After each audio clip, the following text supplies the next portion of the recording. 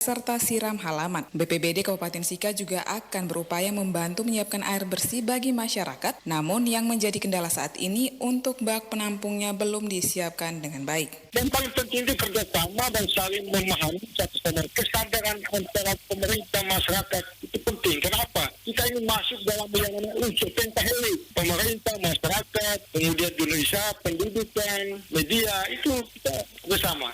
BPBD akan terus melakukan sosialisasi dan edukasi kepada masyarakat, khususnya yang tinggal di wilayah pesisir pantai, terkait mitigasi bencana, sehingga ketika terjadi bencana serupa, masyarakat sudah mempersiapkan diri sebelumnya. RRI ND Veranda Garus melaporkan.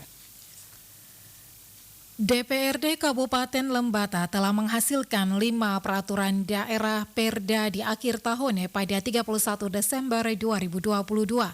Satu di antaranya adalah Perda nomor 6 tahun 2022 tentang penghormatan, perlindungan, dan pemenuhan hak-hak kaum disabilitas.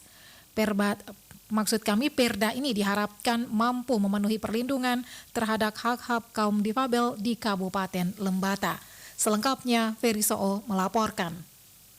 Perda nomor 6 tahun 2022 tentang penghormatan, perlindungan, dan pemenuhan hak-hak kaum disabilitas merupakan satu di antara 5 perda yang ditetapkan DPRD Lembata di akhir tahun, yakni pada 31 Desember 2022 lalu. Hadirnya perda ini memberikan angin segar dalam mendorong kebijakan pemerintah di masa yang akan datang, khususnya dalam memenuhi aspek-aspek penghormatan, perlindungan, dan pemenuhan hak-hak kaum disabilitas. Ketua DPRD Kabupaten Lembata Petrus Gero mengatakan, perda ini lahir dari inisiatif anggota DPRD Lembata, selanjutnya digodok mengikuti tahapan-tahapan sesuai regulasi. Meski perda ini sudah ditetapkan untuk menentukan arah kebijakan pemerintah, namun Petrus menjelaskan bahwa kebijakan anggaran, terutama untuk dana alokasi umum pada tahun 2023, belum bisa mengakomodir amanat perda yang sudah ada karena masih diprioritaskan pada pemenuhan kebijakan pemerintah pusat untuk memenuhi standar pelayanan minimal atau SPM di daerah seperti urusan pendidikan, kesehatan, sanitasi, dan air bersih. Persoalan kita itu adalah terkait dengan kebijakan anggaran.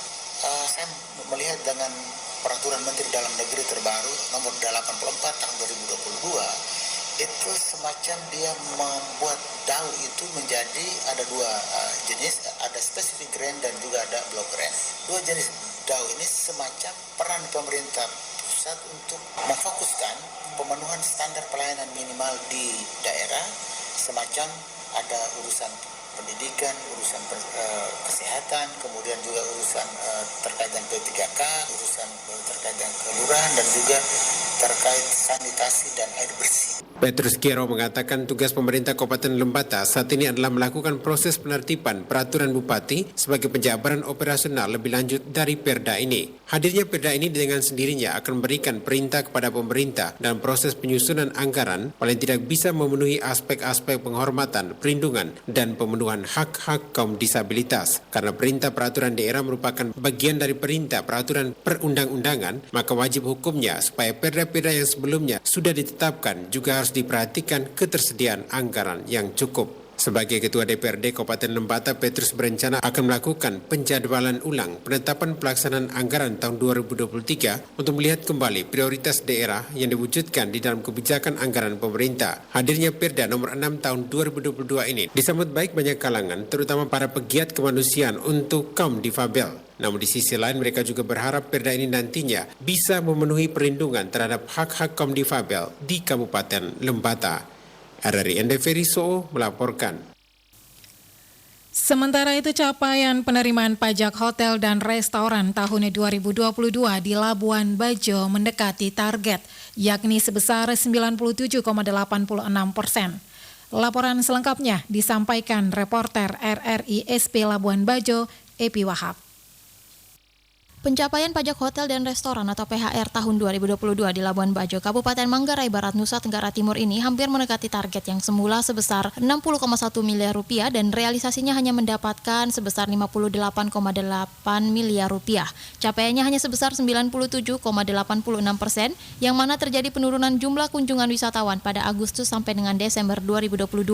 Kepala Badan Pendapatan Daerah Kabupaten Manggarai Barat, Tarsisius Gonsa, mengatakan di tahun 2022 memang pendapatan yang diterima hampir mencapai Kalau target. totalnya, sedangkan total pajak hotel dan restoran itu yang kami capai itu 58 miliar 855 juta 804.180,07 sen, 180 rupiah 7 sen. Dari target pajak hotel dan restoran itu, target pajak hotel dan restoran itu 60 miliar 140 juta 885.654 rupiah, atau kami mencapai dari dua item pajak tadi kami mencapai 97,86%, sehingga selisih dari yang kami dapatkan kami 58, ada yang belum kami bisa capai itu senilai 1,285 miliar. Lanjut Tarsi mengatakan penurunan yang paling signifikan terjadi saat masuk pajak di bulan November sampai Desember 2022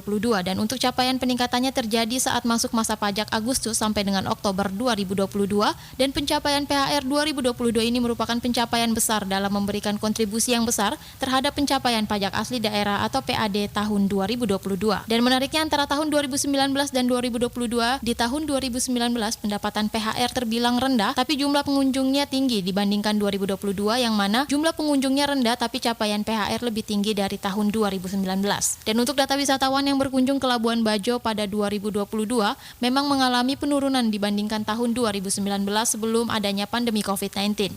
Kepala Dinas Pariwisata Ekonomi Kreatif dan Kebudayaan Kabupaten Manggarai Barat Pius Baut menyampaikan data kunjungan wisatawan di tahun 2022 yang berdampak pada tinggi rendahnya hunian wisatawan di hotel atau restoran yang mempengaruhi capaian PHR 2022. Dapat kami sampaikan bahwa dari sisi jumlah wisatawan yang datang ke Manggarai Barat tahun 2022 itu sejumlah 170.354 orang. Ini terdiri dari wisatawan asingnya 60.770 dan wisatawan Nusantara 109.307 dan lokalnya 207. Jadi dari komposisi ini terlihat bahwa tahun 2022 presentasi wisatawan Nusantara itu tinggi ya dibanding wisatawan asing. Seperti itu mungkin dari sisi kemudian bahwa tentu ini berdampak kepada tingkat hunian hotel kan, hunian hotel dan pada akhirnya ya pajak ya hotel dan restoran. Baik dari Tarsius Gonza maupun Pius Baut sama-sama berharap 2023 ini baik kunjungan dan capaian PHR dapat meningkat mengingat walaupun di tengah landaan isu krisis ekonomi 2023 dan positifnya kasus COVID-19 maupun PPKM yang sudah resmi dicabut Presiden Joko Widodo ini diharapkan bisa menjadi awal baik untuk kebangkitan pariwisata di Labuan Bajo. RRI SP Labuan Bajo, Epi Wahab melaporkan. Anda sedang mendengarkan Warta Berita Produksi RRI ND.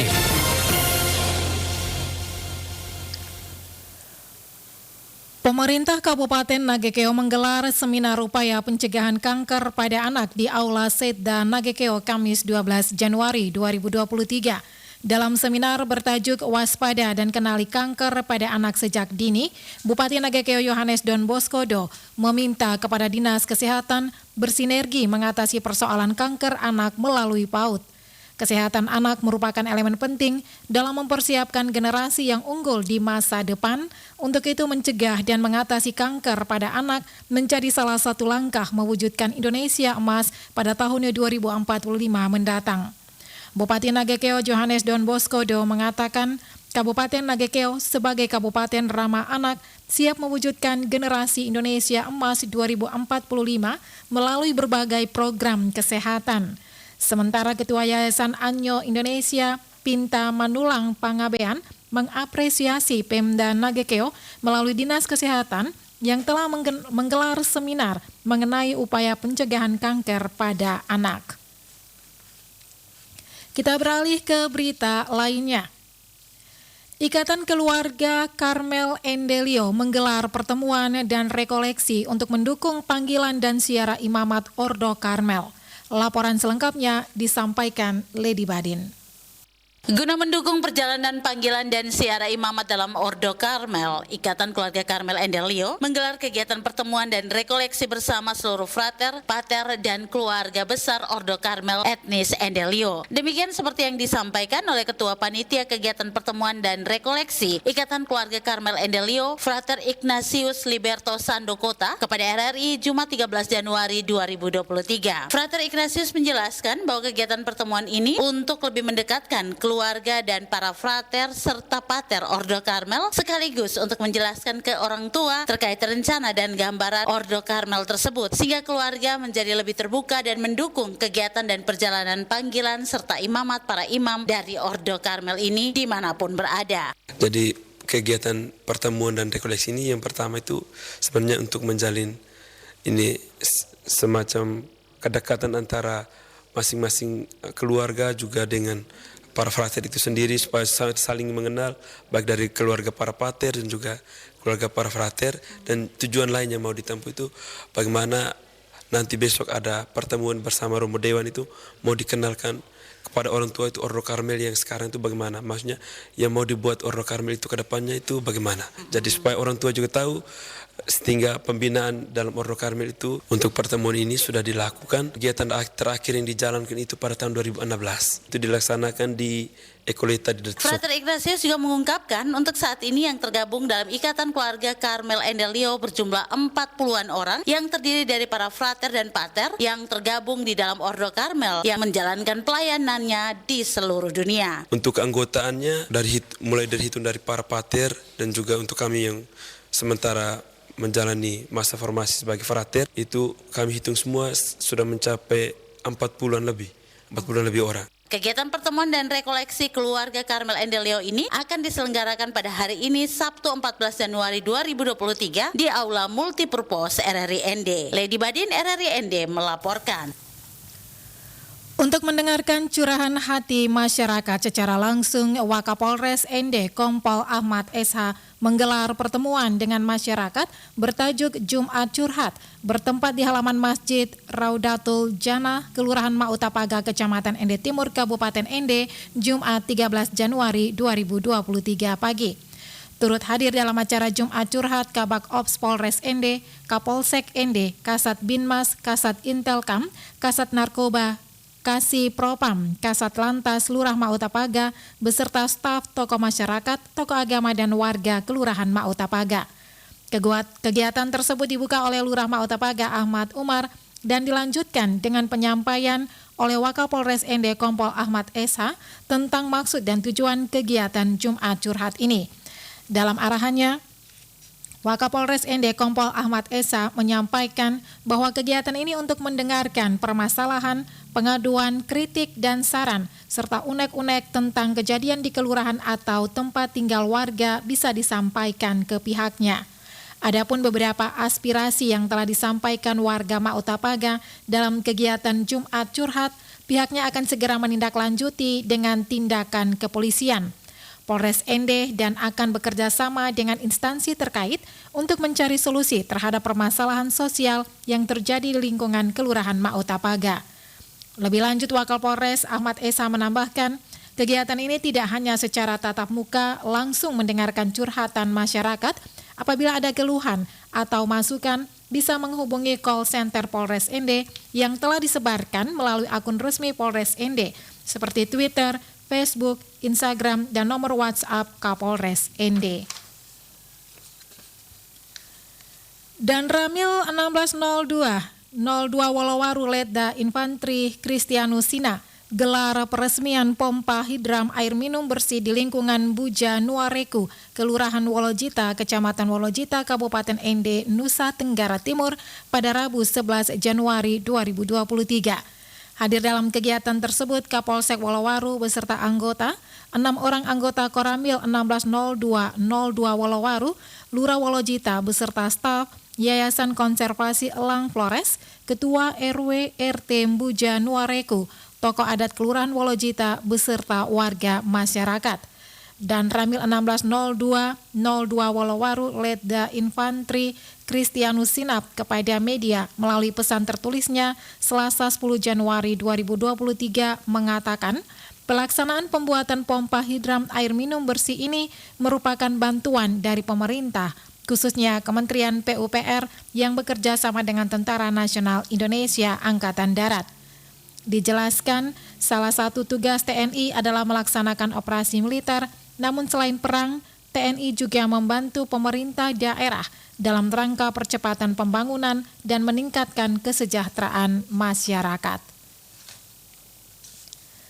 Sekian Warta Berita pagi ini, mewakili seluruh kerabat kerja yang bertugas, saya Christine Senda, selamat pagi.